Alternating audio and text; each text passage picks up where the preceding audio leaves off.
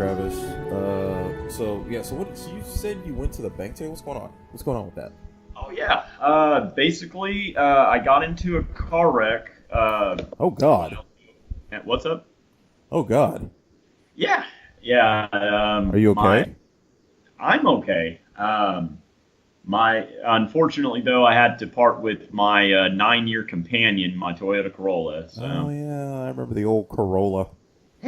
Oh yeah. I had to part with it, unfortunately. It was my baby for about 9 years. So a little ricochet. That's what I called it. What happened? Well, basically, let's just say by chance this person is listening. God bless them. We're on the highway, white truck. I remember that he just got in front of me and then just put on the brakes. Well, we're going highway speeds, and he just decides to do this. I mean, more or less, I am okay. There is a little bit I am a little bit pissed off because, I do have to get a new car, and I did, and I closed on that last week. And I got another Corolla, but just I have no credit because. Oh, okay, yeah. I mean, I know I'm old enough to the point where I should have some, but I just never really liked credit cards. I've always had I've always hated the idea of debt. So basically, I didn't want a credit card until my career was established. Yeah. And it's one of those vicious cycles. They won't give you credit unless you have credit, but you can't have credit unless they give it to you. And it's just well, there are ways of getting it that are pretty easy, truth be told. Ironically, I mean, the police officer, Federal Credit Union, and I had been a member there for a while because my parents were police officers. And, they have been nothing short of excellent. And I managed to find a pretty good deal, a pretty good loan. And ironically enough, this will help build credit.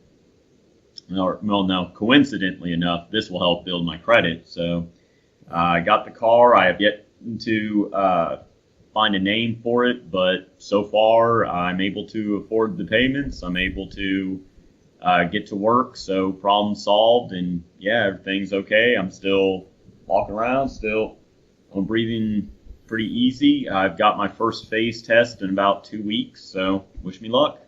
And on that bright and happy note, I want to welcome everyone to the What If Podcast. It is me, your lovely permanent host here, Ugo. And this week, I bring in one of my best friends since college, Captain America himself, Mr. Travis LeMoine. Say hi to the internet, Travis. Hey there, guys. Tell everybody about you, what you're all about, man. Tell them a little bit about yourself. Yeah. Well, I'm gonna be very honest. I'm enough. We both met through Josh and Tony, two mutual friends of ours that have also been on this show. And yes, they have.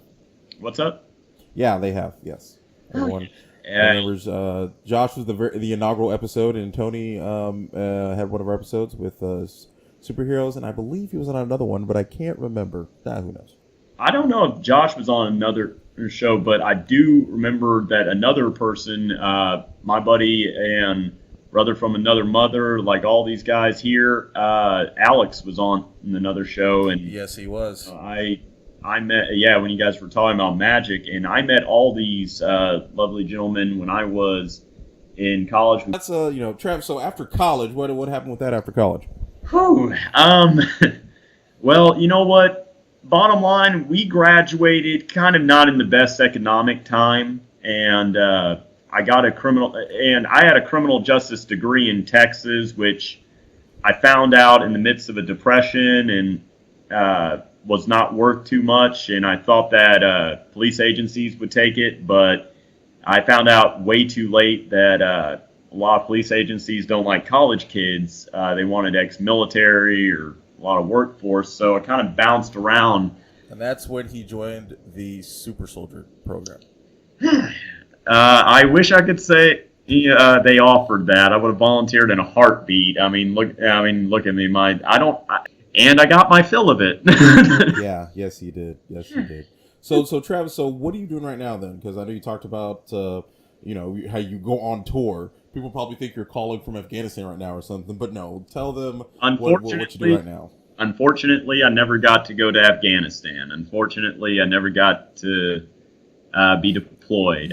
You are one of the few people that will say, unfortunately, I never got to go to Afghanistan. Most people are like, oh, thank God. Now, don't get me wrong. I'm not going to glorify war. I never will. It's an ugly thing. And you know what? I, for one, am glad that it's being drastically downsized. I'm just saying that you would have to. I am not the only one that would say that. A lot of, believe it or not, actually depression of staying in garrison very much wears you out. I mean, understand it's very monotonous. Mm. But I stayed my 4 years, and I was not deployed, but I was able to hold my head up because I volunteered for 5.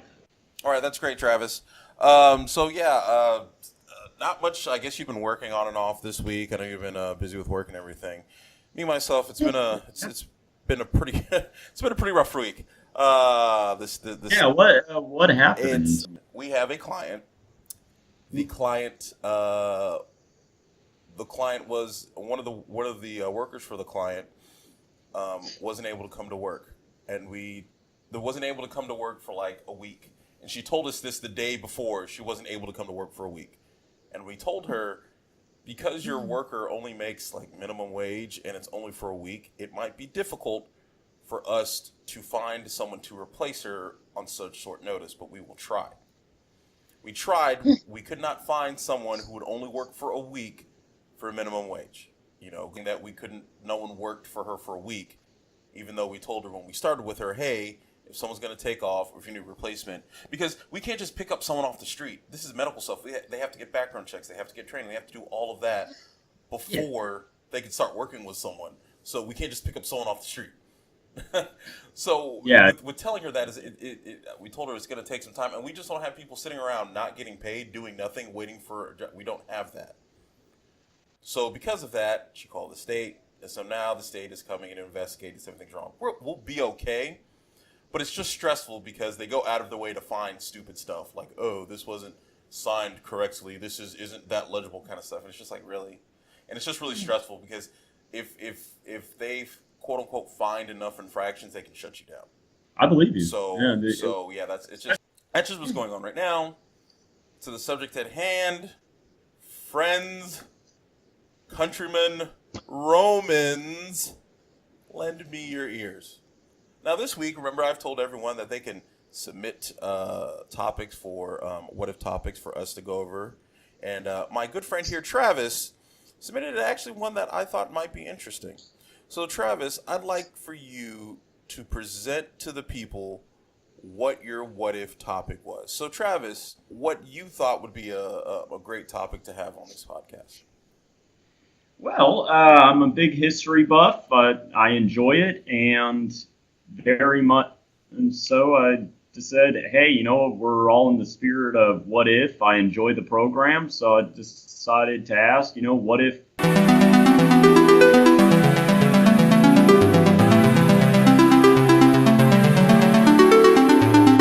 the Roman Empire never fell? So you're saying, Travis, what if the Roman Empire from back, I believe, in like 300 AD, around the time where it fell, what if what if it was still around today? How would things work in that way?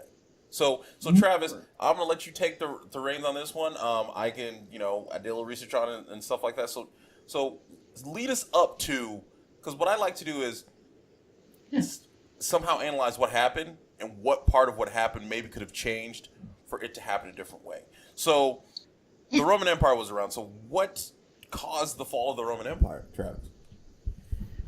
Well, that's what I was kind of hoping to do, was to explore it. We do have to first look at what caused it. What caused the fall in the first place, because, these are the problems that they would have had to correct to actually, be stable and keep on going.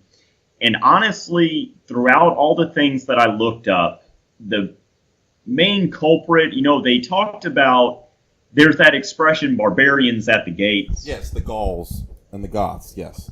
Well, it wasn't just the Gauls, Gauls, and not the Goths with the emo hair and the bad music and everything is sad. No, these are actual like barbarian Goths. Yeah, well, the Goths is actually a collective term because Gothic people, they were, there is Visigoths, there are just Goths, there is another tribe that is just not coming to mind, and right now I think another one is Ostrogoths. The Goths is a collective term for a whole bunch of people that were actually seeking asylum. They the New River, and then the Gauls were up in the French area, and that was before the Franks came in and expelled them and took them over. So wait, maybe you know about this. I thought the French were like descendants of the Gauls, like the Gaul people were in that area, and all of a sudden they turned into France. But are you saying there's another like group of people came in and pushed out the Gauls, or what? Yeah. So it pushed out and interbred with them, and just assimilated them inside. Understand in the European region, there were tons of different barbarian tribes. There were tons of different tribes that were assimilated into the Roman Empire. That once it fell, there's not really just a way to say yes or no to your question. It's more of, the predominant. It was predominantly Gauls that were there, okay. And then all of a sudden, they had the introduction of more, Germanic tribes, and one of them was the Franks, and they came in, and the Gauls, ceased to be the lead tribe around that area, and then they spread out from there. Okay. And this is all after the Western Roman Empire fell anyway. Yeah. Because that's what a lot of people don't realize is they talk about the fall of the Roman Empire, and they mark it as 476 A.D. Okay. But the East was still vibrant and still very much alive and well. Because I think the Western was still like the capital, still Rome, but I believe the Eastern was Constantinople, right? Yes. Okay. It was based in Constantinople. Okay. And that is what's Istanbul today, because the way that the Byzantine Empire, which it later became called, because Constantinople was actually once Byzantium, and then it Constantinople. It was the Ottoman Turks that defeated them, breached their walls, and then once they conquered them, renamed the city Istanbul. That's where the Hagias. So wait, the Turks conquered the city and named it Istanbul. Bald Have black. you ever heard A lot that of song? So you're saying a whole lot of bald black-headed surgeons from Scrubs all of a sudden just came in and sacked the city? Indeed. Oh wow. No, well, not. I'm not gonna go over the long-standing history of that, because a lot of related problems with the Byzantine Empire were like the Western Roman Empire, with some infighting, with very fickle, loyalties. They also, had descending. Just kind of they would fluctuate in how effective their military was. Culturally, assimilation didn't work with some people. But also, did the Romans honestly just become fat and lazy? Ish. Yes. I want to harken on this because that's what I was getting at with barbarians at the gate. It's not necessarily that barbarians were at the gate. It's also at the peripheries of it's also the ones inside the gate, and it's also the corruption and lack of effectiveness and infighting with the people inside them. And that's what really destroyed a lot of Rome's power, is themselves. And also they themselves realized how large they were of an empire, because they went all the way to, the south of Scotland in the north to, the sands of Syria in in the east. So, I mean, they were a very large empire. In fact, and they were, I think they're just a little bit, I mean, the thing with large empires, as we've seen, is a lot of them usually do not last very, very long. Yeah, because they spread themselves too thin. Yes. Well, they spread themselves too thin, infrastructural difficulties, food, just logistics, all play a part. Alexander the Great, I mean, within only his death, I mean, look what happened to him. Yeah, that didn't work out too well. Everything else. But not only that, Genghis Khan, or Genghis Khan, as they would say in the native Mongolian. He conquered the largest empire ever, but within a couple of years after his death, I mean, it was split into 4 different factions: the Golden Horde, can't think of the dynasty in the Chinese region, but I mean, and they were still expanding out of it. So, when something gets way too large, basically, the one that decided, okay, well, we need to split the empire, and they would have the East, which had more wealth, had lands to expand into, and et cetera, et cetera. They were just wealthier over there, and he said, hey, let them be run out of Byzantium, later Constantinople, and in the West, it was still run out of Rome. There was also... So my question is, I guess you would know this. So, okay. When did the Roman Empire split into the East and West? Because, of course, it's called the Roman Empire. It started in Rome, and then I know, is it after? I don't remember the exact year that Christianity became, tolerable. I think it was probably around, I don't know, 33, 35 AD. Pardon? Probably around 33, 35 AD when, Jesus died and... A lot of these crazy Christians coming around saying, hey, he's God. They're like, hey, they don't have a bad idea there. Well, you also have to look at how, Rome kind of subjugated people and, ruled over, because a lot of people were able to keep their religion, but they had to, tolerate Rome's religion too. Yeah. Believe it or not, when Rome conquered a people, while the invading army was usually in civil, fact is, amazingly, they would actually leave a lot of tribesmen alone. And they would just say, okay, your chieftains are now going to be educated in our ways, which basically meant, we'll kill you if you don't let us build some idols and whatnot. Yeah. But honestly, they didn't tax them, amazingly enough, because they only... Right? Yeah, they didn't tax non-citizens. But after a while, since you were trading with the empire so much, when they finally... asked to be a part of the empire, it was like, okay, well, we pretty much are Roman. They have roads through here.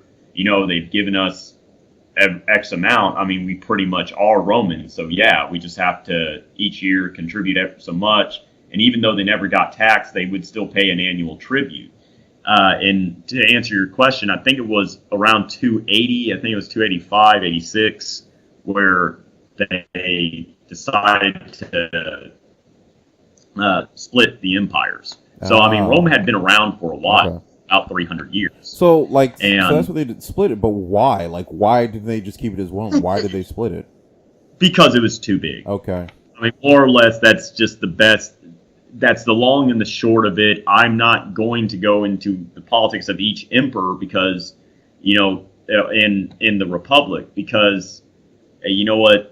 I was kind of taking a little bit of notes to kind of focus it, because you can write, how many books have been written. You can write encyclopedias about the Roman Empire, absolutely.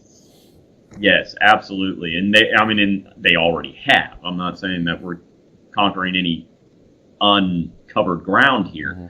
But, what we are saying is, let's look at the problems and just, I know we kind of veered off, but just to focus. Yeah, let's focus in on the problem. Let's focus in why it fell. Yeah. Okay, disease, infighting, civil war.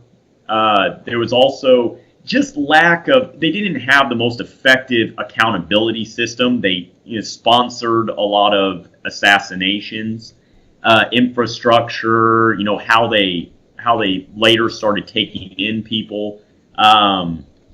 Sometimes logistics, also lack of, just kind of,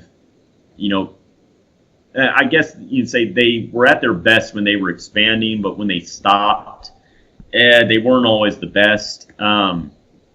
Different powers happening, outside invaders, of course, were worry for them.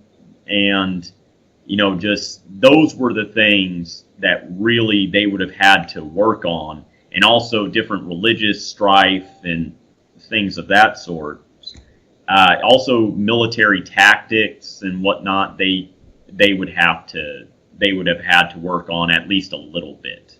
Yeah. So, they were actually pretty effective. It's just that, all the civil wars and whatnot just wore them down very much, to an insane amount. And wouldn't you honestly say it was kind of inevitable? Because I've heard a lot of people say like it was actually a great feat for the Roman Empire to be around as long as it was. Yes, absolutely. I don't know about inevitability because you know what? Who's to say if they could have gotten there?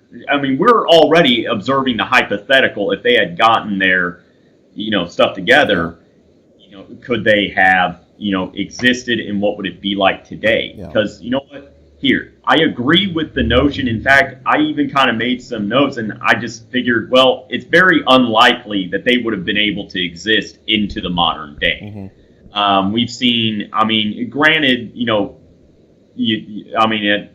throw in a pond, it creates a minor ripple. We're talking about a very big ripple, so maybe several things wouldn't have happened. But even still, I feel that this, no matter what happens, progress happens. Yeah.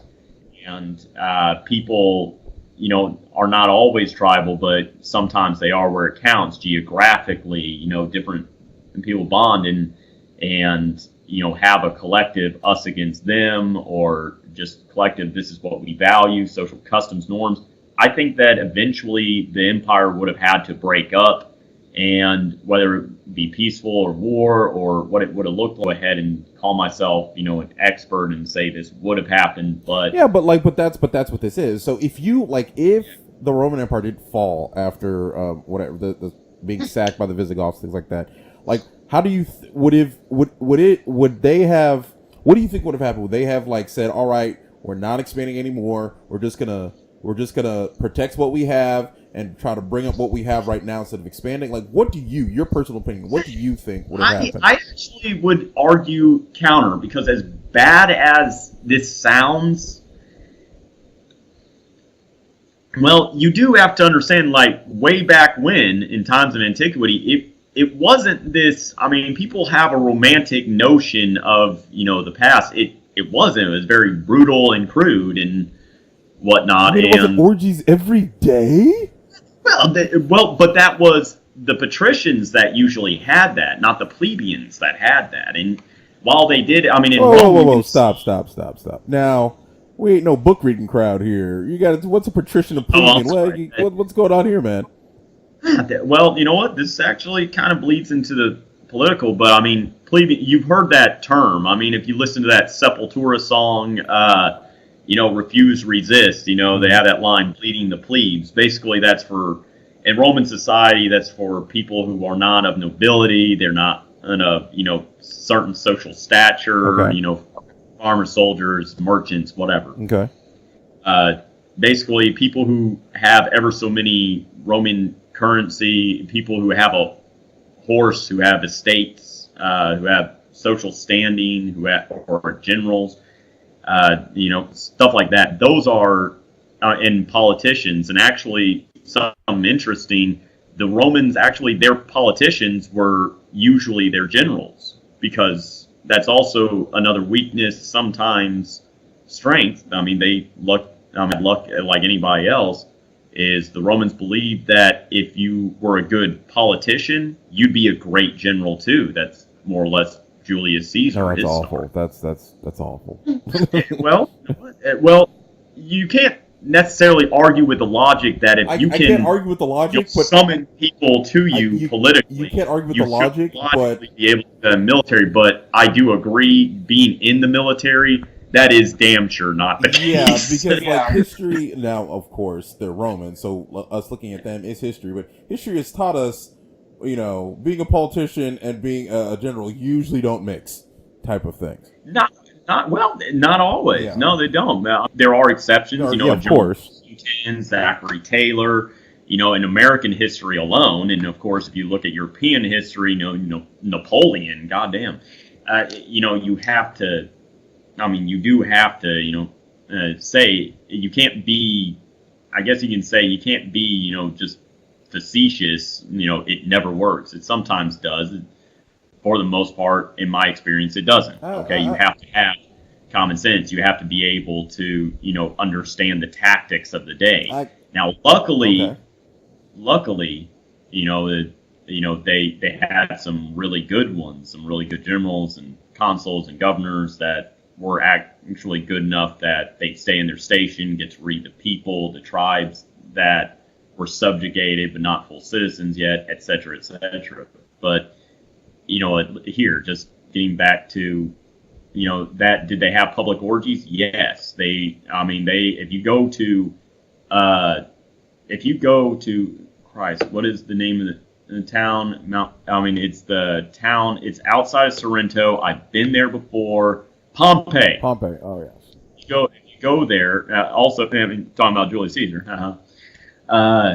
If you go there and you see that, I've been there. I had the pleasure of going to Italy. I love to travel.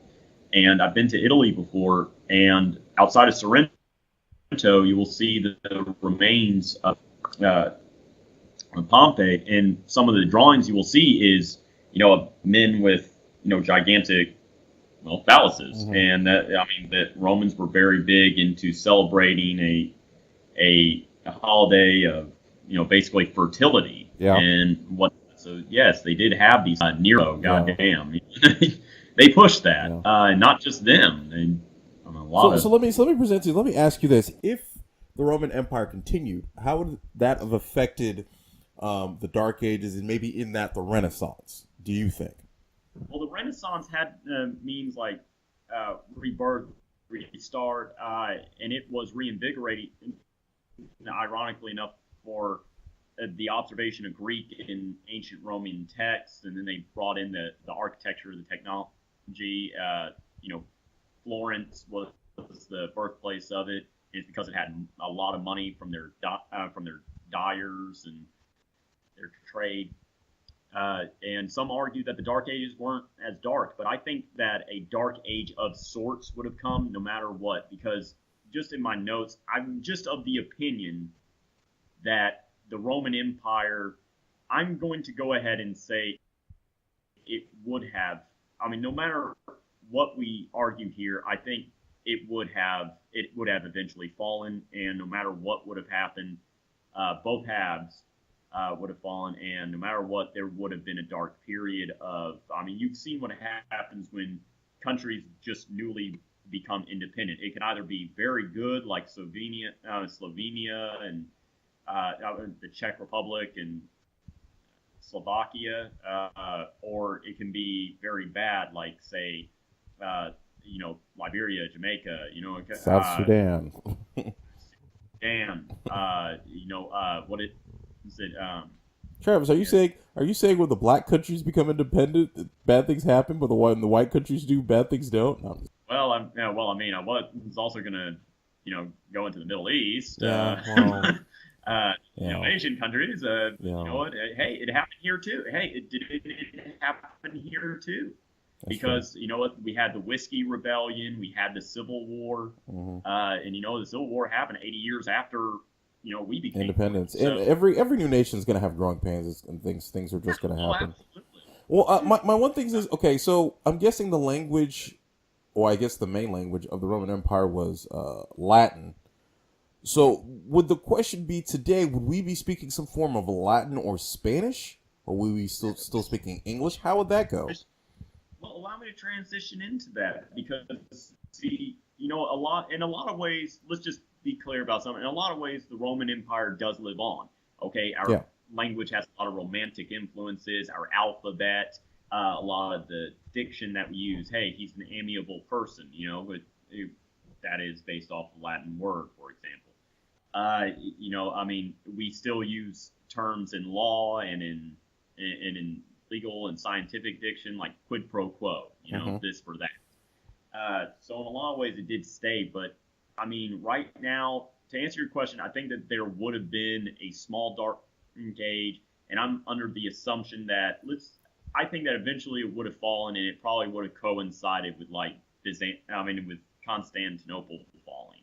Okay. I really, because I don't think it would have lived past the Age of Reason, which I know some people could argue wouldn't have happened if Rome never fell, but I mean, I believe that a lot of the technologies and whatnot would have actually happened then, because no matter what, technology was improving, so was thought. Money is usually a big occupier of intellectual thought, because naturally, if you're rich enough to not be subsistence, you're able to start, say, the Renaissance like the Florentines did, Italy. Now, I think that I want to start on how would it look?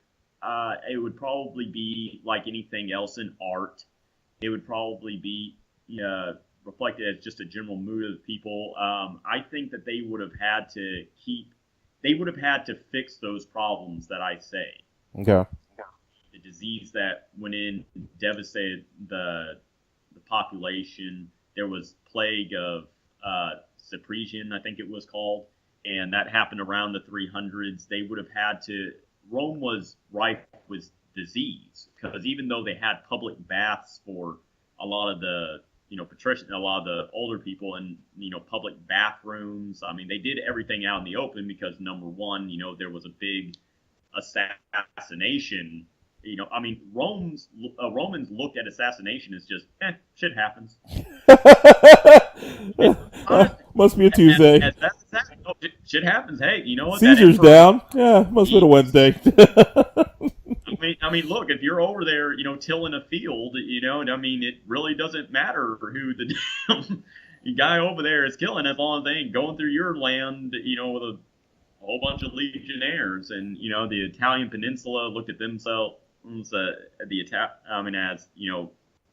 very much Italian and better than the rest. I mean, it's like, I don't give a shit what happens. I don't care. Yeah.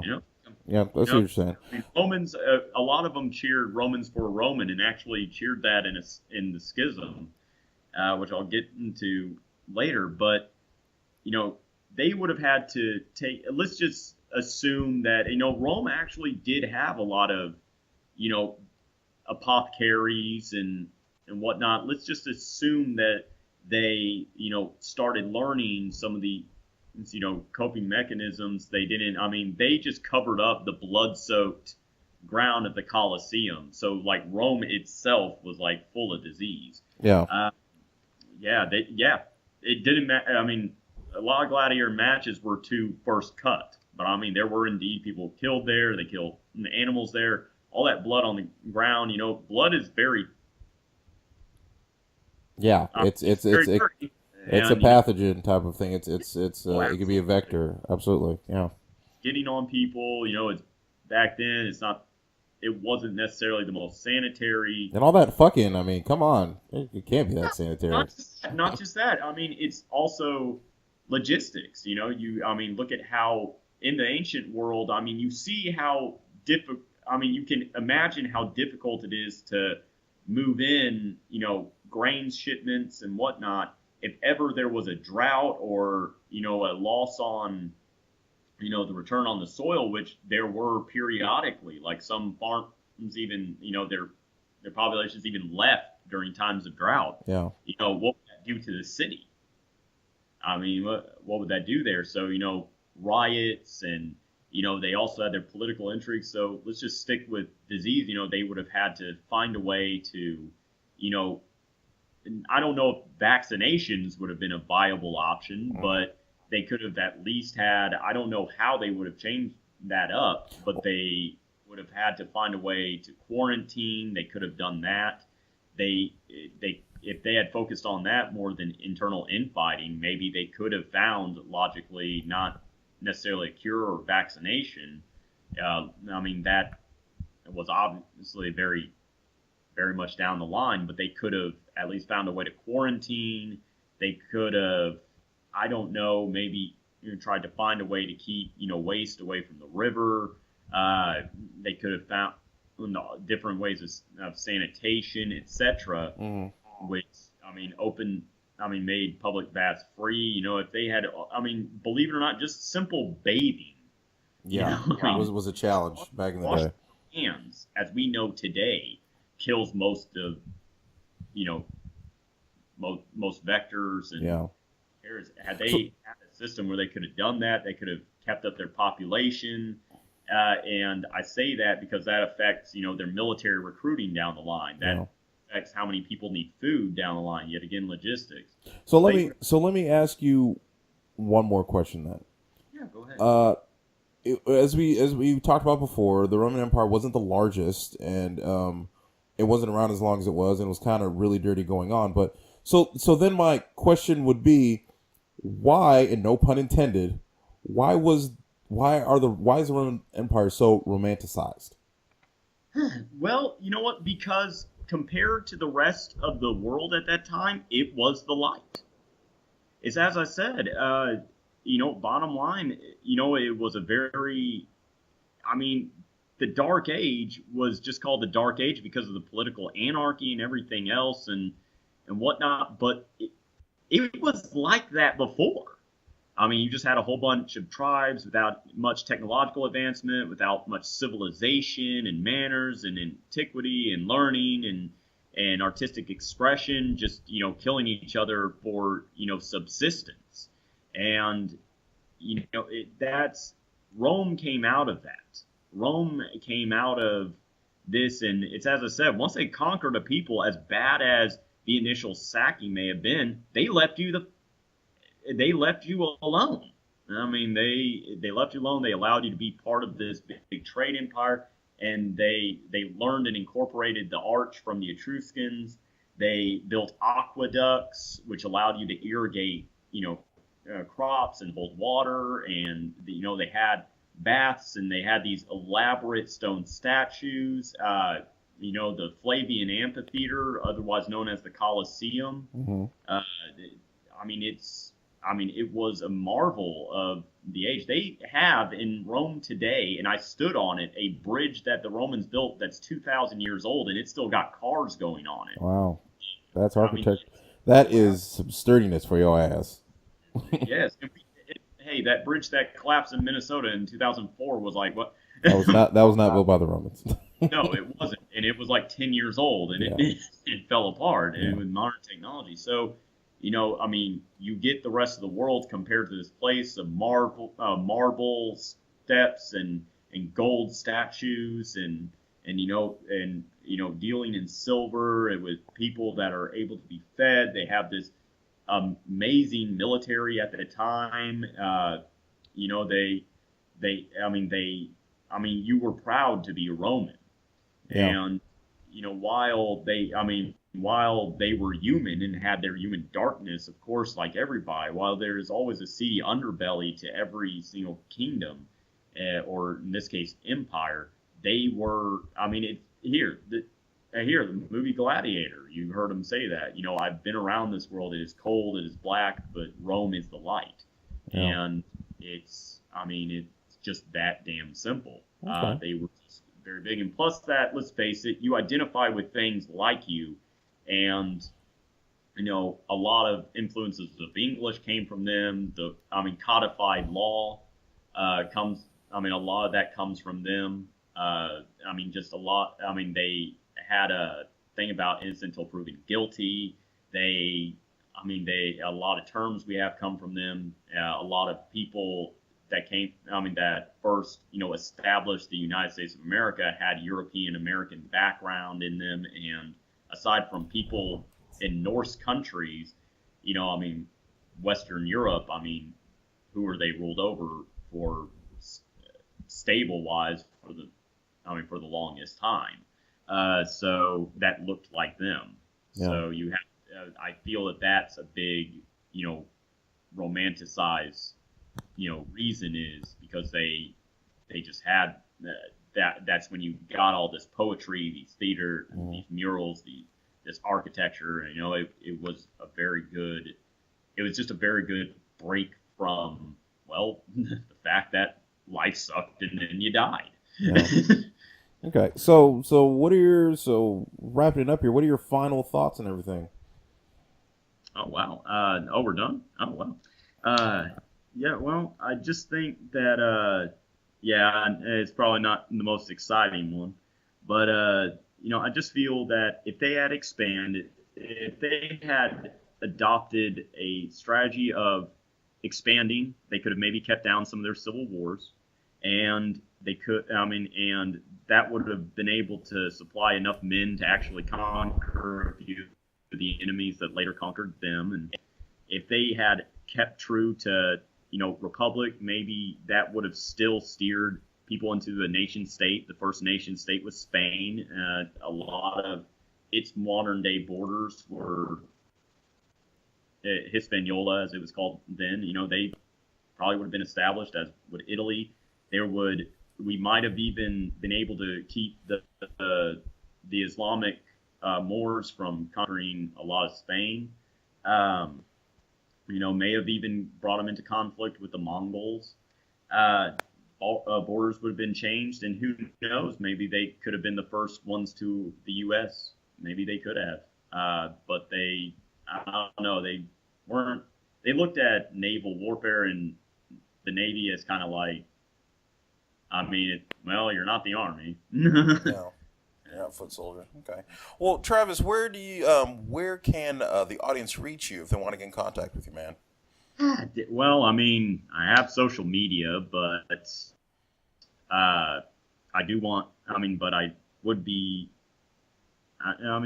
Just find me on Facebook. I guess that's the best place for me. I don't want to give out, the emails that I use for business. Yeah, no so offense. what would be your social security number? No, okay.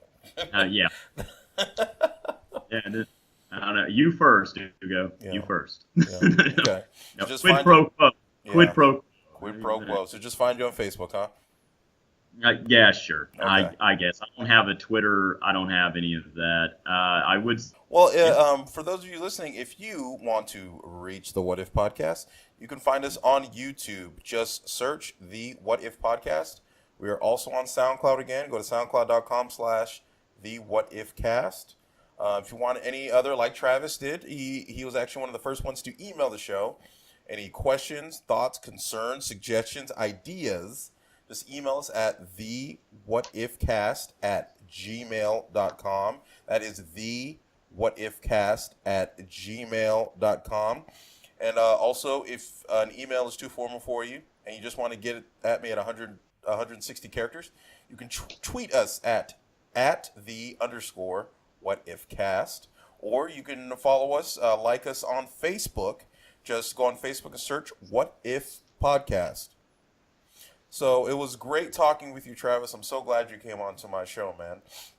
No problem. No problem. Well, that is me signing off on the What If Podcast, and I will see you guys later. Say bye to the audience, Travis. Goodbye, guys. It's been a pleasure, and I hope you guys were entertained. Are you not entertained? Are you not entertained? I think they're entertained a little bit. I had to do that. I had to do that. I had to do that. They're entertained. See you guys next time.